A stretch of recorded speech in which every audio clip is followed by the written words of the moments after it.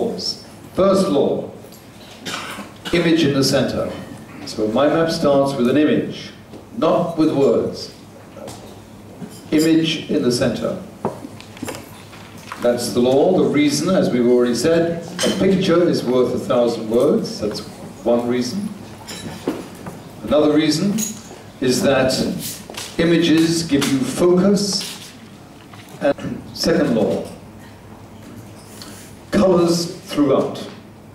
Colors throughout the mind map. That's a law to know. Individuals such as you can actually write colors throughout in black. Next law, curvilinear lines.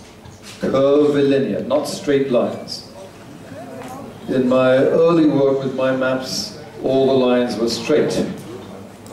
Why straight?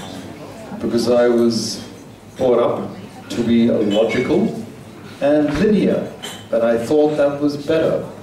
I thought the curve was a bit loose. But in fact, curvilinear, the reason why, curvilinear gives more rhythm to your thinking. And rhythm is important. Curvilinear gives more individuality to each mind map. So curvilinear keeps each mind map unique.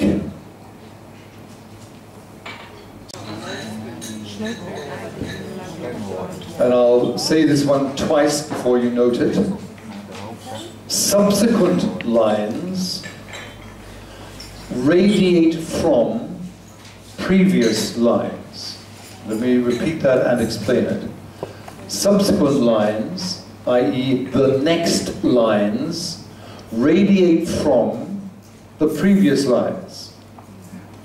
The subsequent line radiates from the previous line. From. So it's actually attached. Linked and radiates. Linked and radiates.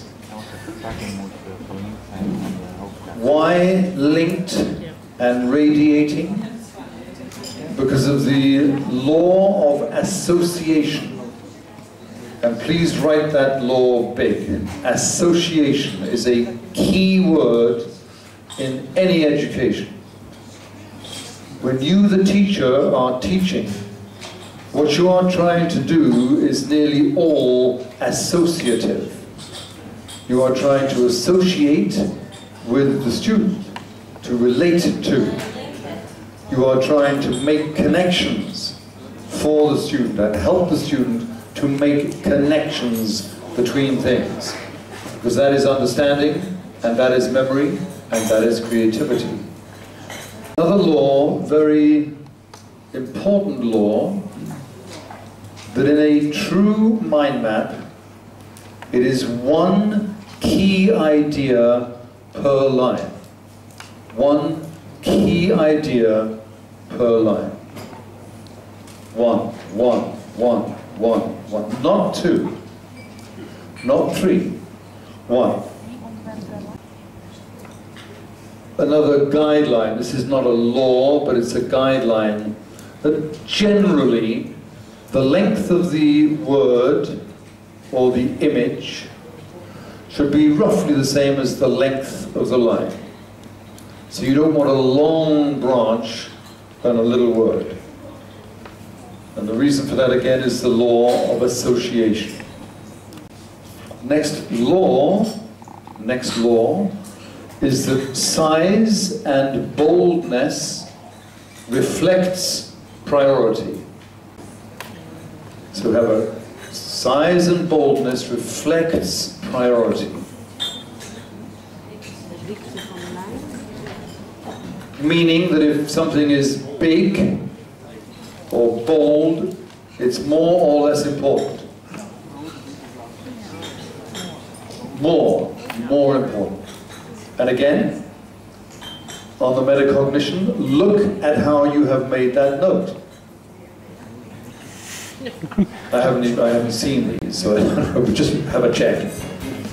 Have you made size and boldness reflects importance in the normal size.